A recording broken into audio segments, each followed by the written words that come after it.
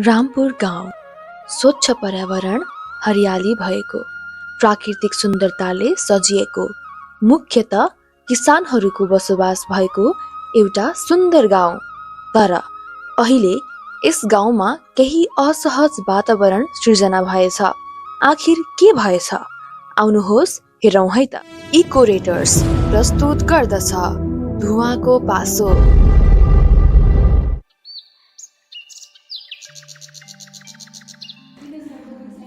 यो हो रामपुर गाउँमा स्थित सामुदायिक विद्यालयको कक्षा कोठा।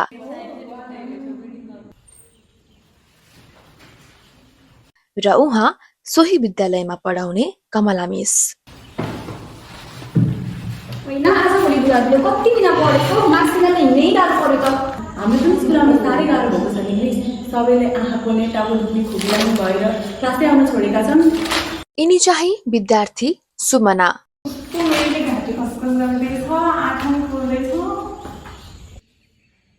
हाम्रो दिदीले त सबै गाउँलेहरूले गाउँको छाली चलाउँदाखेरि निस्केको धुवा धुलोले यस्तो भएको भन्नुभएको थियो। अनि यिनी चाहिँ विद्यार्थी रविना। यदि यस्तै नै हो भने यसको समाधान चाहिँ के हुन सक्ला र मिस?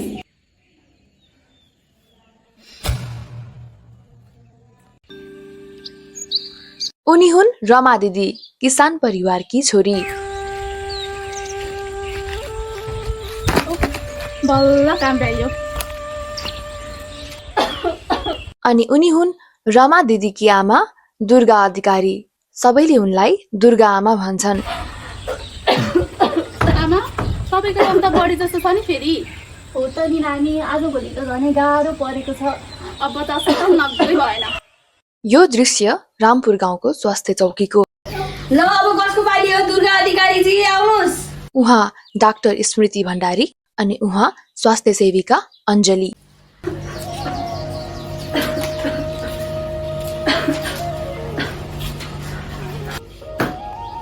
के भयो आमालाई? के समस्या पर्यो? हेर्नुहोस् न नानी, यो खोकीले त मलाई मार्नै आँटे। तपाईँ यसो गर्नुहोस् न, यहाँ आएर बस्नु छ।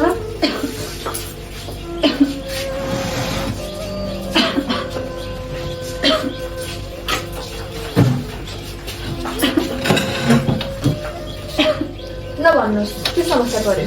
सास फेर्न पनि गाह्रो हुन्छ, रातभरि खोकीले सुत्नै दिँदैन। बुढेसकालले हो कि अब त म बाँच्छु जस्तो लाग्दै छैन डाक्टर। त्यसो नभन्नुहोस् न, तपाईँ स्वास्थ्य चौकी आइहाल्नु भयो नि। ठिक छ, तपाईँको यो बुढेसकालले चाहिँ होइन, यो खोकी प्रदूषणले चाहिँ गर्दा हो जस्तो छ है। ठिक भन्नुभयो डाक्टर साहब हजुरले। अहिले बाटोमा हिँड्दा आँखा मिच्ने, मास्क लगाएर हिँड्ने, बिहानमा हिँड्न नसक्ने भएर मान्छे निस्किनै छोडेका छन् घरबाट। प्रदूषण साह्रै बढेको छ। होइन, बिरामी त निकै बढ्न थाले। अचानक यस्तो प्रदूषण चाहिँ कसरी बढ्न थालेछ? के हुनु डाक्टर साहब, यो त हाम्रो समाजको पुरानै रोग हो नि। उहाँहरूलाई मैले अस्ति पनि सम्झाएको, बारीमा गएर छलीहरू नजलाउनुहोस्, भुसहरूमा आगो नलाउनुहोस्, यसले वातावरणमा कति प्रदूषण र धुवा मचाएको छ। मान्छेहरूलाई सास प्रश्वास लिन हेर्न कति गाह्रो हुन्छ भनेर सम्झाउँदा बुझ्नु हुँदैन उहाँहरू। एउटा काने सुनेर अर्को काने उडाइदिनुहुन्छ। हाम्रो कुरा त सुन्नुहुन्न। केही दिन अगाडि खेतमा रहेका गहुँका अवशेषहरू जलाउँदै रमा दिदी र लक्ष्मी दिदी।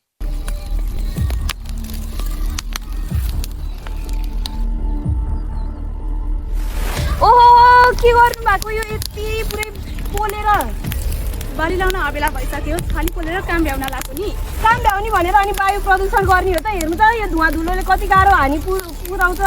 नचाहिने कुरो हामीले उहिलेदेखि यही त गर्दै आइरहेको छौँ नि। अहिलेसम्म कसैले केही भएको होइन। यसो गर्न हुँदैन के? नसकिने भयो।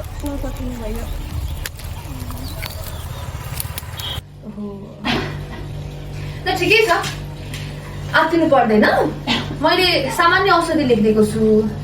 यो औषधि नियमित रूपमा खानु, केही दिनमा सन्चो हुन्छ। तातो पानी खानु पर्यो र बाहिर निस्किँदाखेरि चाहिँ मास्क लगाएर निस्किनु होला है। ल लाउनुहोस्। अब डाक्टरले पेसा भए पनि दिनका दिन यति धेरै रोगीहरू बन्नु त ठिक होइन। यो अवस्था निकै नै गम्भीर नै हुँदैछ जस्तो छ। यसको समाधान निकाल्नै पर्छ। के भन्नु डाक्टर साहब, म त हैरान भइसकेँ। उहाँहरूलाई सम्झायो नि सुन्न खोज्नु हुँदैन। आफू ठुलो हुनुहुन्छ उमेरमा, सानो मान्छेले भने त कहाँ टेर्नुहुन्थ्यो र। अब मैले सोचेको चाहिँ अध्यक्षजीसँग कुरा नगरी नहोला, उहाँले बुझ्ने जानिनु हुनुहुन्छ, गाउँकाले नि उहाँले भनेको सल्लाह सुझाव लिनुहुन्छ होला, त्यही गरौँ जस्तो लाग्छ मलाई त। ठिक भन्यो अञ्जली, तिमी एकफेर वडाध्यक्षज्यूसँग चाहिँ गएर यो विषयमा कुरा गर्नै पर्छ। म अब सकेसम्म छिटै नै गएर सल्लाह गर्छु नि त, के हुन्छ। ल वडाध्यक्षज्यू अफिसमा हुनुहुन्छ कि हुनुहुन्न, आज कुरा गर्न पाए त बेलाको ठेगान लाग्थ्यो, के गर्ने होला।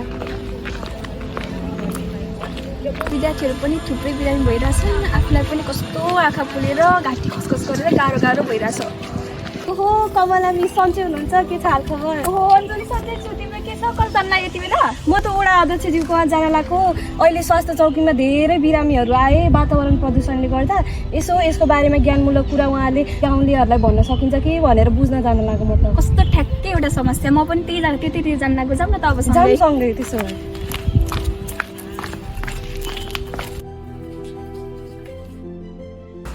नमस्ते वडाध्यक्षज्यू। नमस्कार, बस्नुहोस् न। धन्यवाद।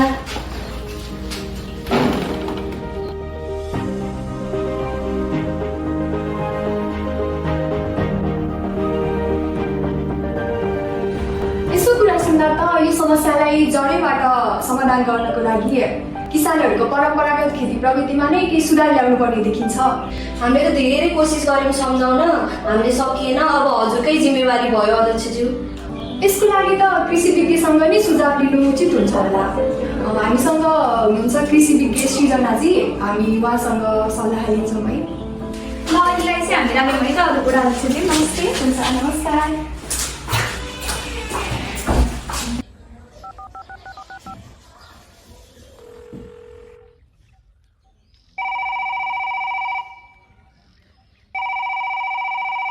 हेलो कृषि प्राविधिकज्यू, नमस्कार।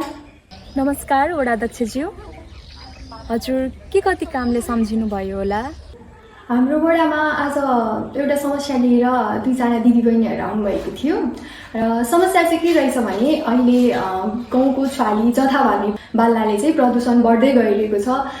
साथै त्यसले गर्दा विभिन्न स्वास्थ्य समस्याहरू पनि देखिएको रहेछ।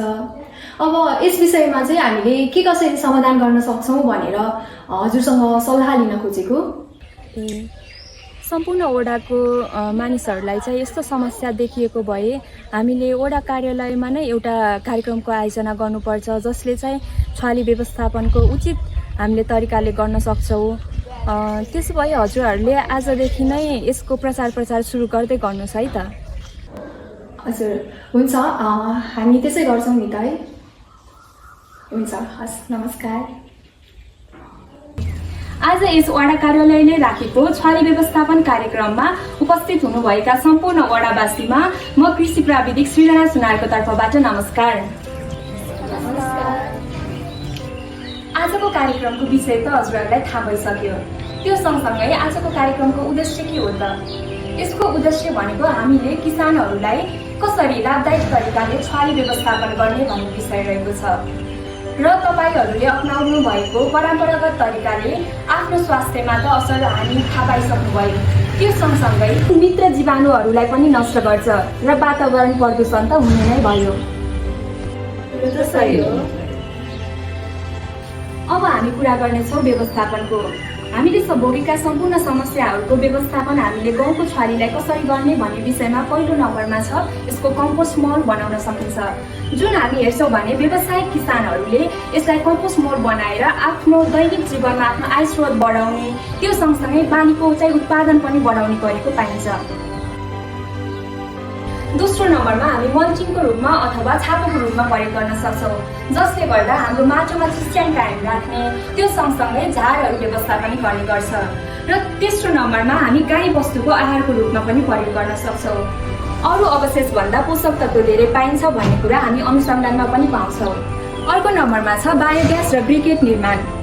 जुन हामी छुटो अथवा छालीहरू हुन्छ त्यसलाई सङ्कलन गरेर ब्रिकेट बनाई यसलाई इन्धनको रूपमा पनि प्रयोग गर्न सकिन्छ। र अन्तिममा हामीले जुन परम्परागत रूपमा जलाउँदै आएको छाली छ त्यो भन्दा मैले भनेका माथिका व्यवस्थापन विधिहरू छ त्यो अपनाउँदा प्रदूषण कम हुने, दिगो कृषिलाई बढावा दिने, त्यो सँगसँगै मानव स्वास्थ्यमा पनि नकारात्मक असर नपर्ने, होइन त दुर्गा आमा? हो नानी हो। यसरी सबैले ताली बजाएर कृषि प्राविधिक सृजना सुनारको कुरालाई समर्थन गर्दै अबदेखि वातावरणलाई हानि नगरी खेती गर्ने निदो गर्दछन्। अनि हामीले त यी विधिहरू पालना गर्ने भयौँ। अनि हजुरले नि दिगो कृषि अपनाऊ, वातावरण जोगाऊ।